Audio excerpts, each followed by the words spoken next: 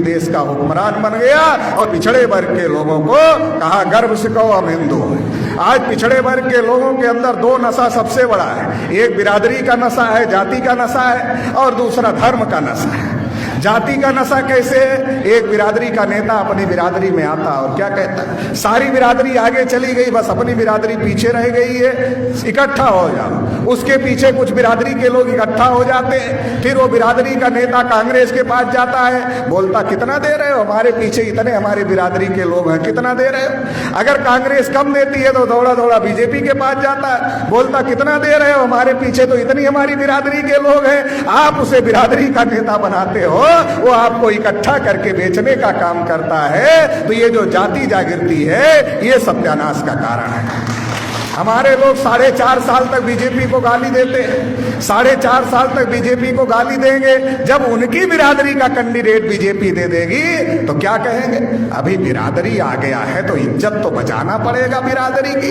अरे इज्जत नहीं बचा रहे हो, अपनी आने वाली जनरेशन के गुलामी के सर्टिफिकेट पर सिग्नेचर करने का काम कर रहे हो, इज्जत बचाने का काम नहीं कर रहे हो। क्योंकि जो बिरादरी बीजेपी से टिकट लेकर आया है, जो बिरादरी कांग्रेस से टिकट लेकर आया है, वो बीजेपी कांग्रेस के ब्राह्मणों की मर्जी के बगैर मुंह भी नहीं खोल सकता।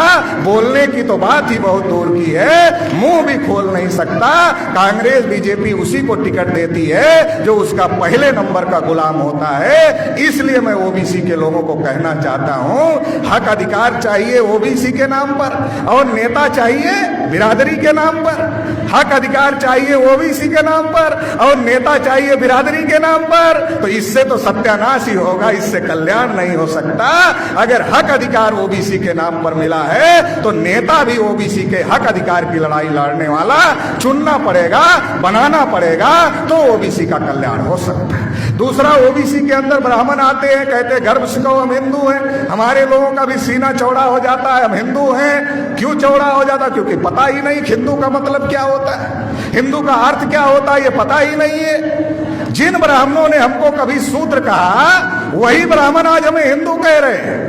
शूद्र का मतलब होता है गुलाम, और ये जो हिंदू है, हिंदू हिंदी भाषा का शब्द नहीं, हिंदू संस्कृत भाषा का शब्द नहीं है, रामायण महाभारत गीता में हिंदू नहीं है, वेद पुराण में हिंदू नहीं है, श्रुति स्मृति में कहीं हिंदू नहीं लिखा है। ये हिंदू पर्शियन भाषा का शब्द है, जिसका अर्थ होता है हारा हुआ, नीच, कायर, काला, चोर, गुलाम, ये इसका अर्थ होता है। मतलब जब वो हमें शूद्र कह रहे थे, जब वो हमें शूद्र कह रहे थे तो गुलाम कह रहे थे, जब वो हमें हिंदू कह रहे हैं तो गुलाम कह रहे हैं। शब्द में कोई शब्द में अंतर हो गया, अर्थ में कोई अंतर नहीं हुआ।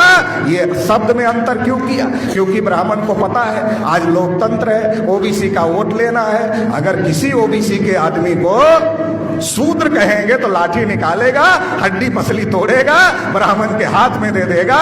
वोट देना तो दूर की बात है, साला हड्डी पसली टूट जाएगी। इसलिए ब्राह्मण किसी ओबीसी को शूद्र नहीं कहता, हिंदू कहता है। मतलब हिंदू का मतलब भी वही होता है। और जब हिंदू कहता है गर्व से कहो हम हिंदू है, तो क्या कहता है? एक मुसलमान 14 बच्चे पैदा कर रहे हैं। वो दिन दूर नहीं जब देश पर मुसलमानों का कब्जा हो जाएगा, सारे हिंदू इकट्ठा हो जाओ। मुसलमानों का डर दिखाते मुसलमानों का डर दिखाते इस देश की विधायिका पर ब्राह्मणों ने कब्जा कर लिया, इस देश की कार्यपालिका पर ब्राह्मणों ने कब्जा कर लिया, इस देश की न्यायपालिका पर ब्राह्मणों ने कब्जा कर लिया, इस देश की मीडिया पर ब्राह्मणों ने कब्जा कर लिया।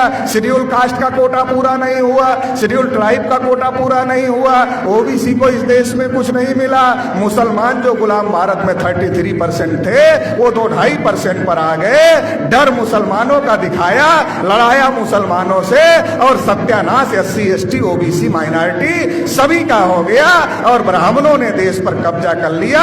इसलिए मैं कहता हूं कि इस देश के अंदर अगर किसी का कोटा पूरा नहीं हुआ और सबका हिस्सा ब्राह्मणों ने खाया, इसलिए हमारे लोगों को एक बात पता है कि सबका मालिक एक है, मगर ये भी पता करने की जरूरत है कि सबका दुश्मन भी एक है, और जिसने हम सबका हिस्सा खाया वो सबका दुश्मन है। उस दुश्मन से अकेले नहीं लड़ा जा सकता। ब्राह्मणों ने ईवीएम के बल पर नाइंसाफी का निजाम कायम किया है। इस नाइंसाफी के निजाम को खत्म करना होगा और इंसाफ कायम करना होगा। इंसाफ क्या है? जिसकी जितनी संख्या भारी उसकी उतनी हिस्सेदारी, ये इंसाफ है। इस लड़ाई को लड़ना होगा। इस लड़ाई को मेश्राम साहब लड़ रहे हैं। आप लोग इस लड़ाई में तन मन धन से सहयोग दोगे, ऐसी आशा उम्मीद के साथ आपने मुझे सुना। इसके लिए आभार, धन्यवाद। जय मुरलीधर।